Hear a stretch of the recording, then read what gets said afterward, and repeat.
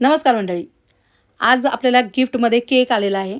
तर एका दादाने आपल्याला आपले 2 लाख सबस्क्रायबर पूर्ण झाले, त्याच्यामुळे त्याने खूप रात्री हा केक पाठवलेला आहे. तर मी तुम्हाला याच्या आधीसुद्धा सांगितलं की बघा, जर कोणी पण बिझनेस जर सुरू केलं ना, तर आपल्या एकट्याच्या हाताला काम मिळत नाही, तर आणखीन 4-5 हातांना कामं मिळतात. तर तसंच आहे. तर मी एक माझा छोटासा अनुभव तुम्हाला सांगते. तर बघा, आपल्याबरोबर बॉक्सवाले आहेत, त्याचबरोबर डबेवाले आहेत, ड्रायफ्रूट, मसाले, त्याचबरोबर मिरचीवाले आणि सगळ्यात महत्त्वाचं माझा तो ऑनलाईन बिझनेस आहे. तर मला सगळ्यात महत्त्वाचं काय पाहिजे चांगलं, तर तो म्हणजे कुरिअरवाला. तर आपल्याला आता कुरिअरवाला मात्र म्हणजे ऑनलाईन ज्याचा बिझनेस आहे ना, त्याला कुरिअरचा चांगला मिळाला पाहिजे. तर मला खूप प्रयत्न केल्यानंतर एवढा चांगला कुरिअरवाला मिळालेला आहे. जो बघा अर्ध्या रात्री तर अर्ध्या रात्री मुलं त्याला फोन करतात, कोणाचं कुरिअर काय, काय असेल ते.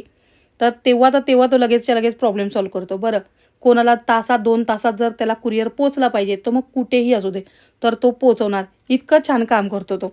आणि प्रथमेश पूर्वाचा असं आहे ना, तर त्यानेच बरं हा केक पाठवला, नाही तर बोलता बोलता राहून जाईल. त्याने तो पाठवला आहे केक.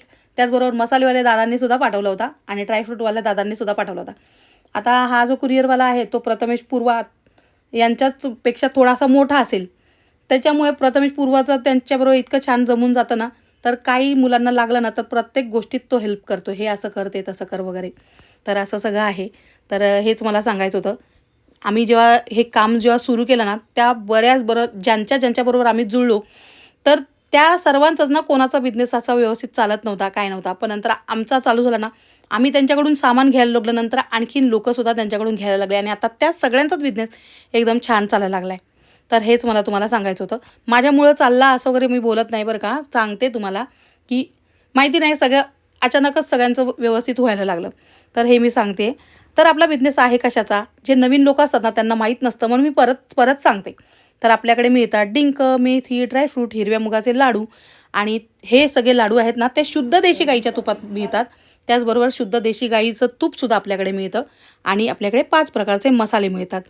ते म्हणजे कोल्हापुरी स्पेशल कांदा लसूण मसाला, काळा मसाला नाशिकचा, त्याचबरोबर आगरी मसाला, मालवणी मसाला, काश्मीरी लाल मिरची पावडर, हे सर्व मसाले मी स्वतः बनवते. हे सर्व जर तुम्हाला मागवायचं असेल, तर स्क्रीनवर जो नंबर आहे ना, त्याच्यावर फक्त हाय पाठवा.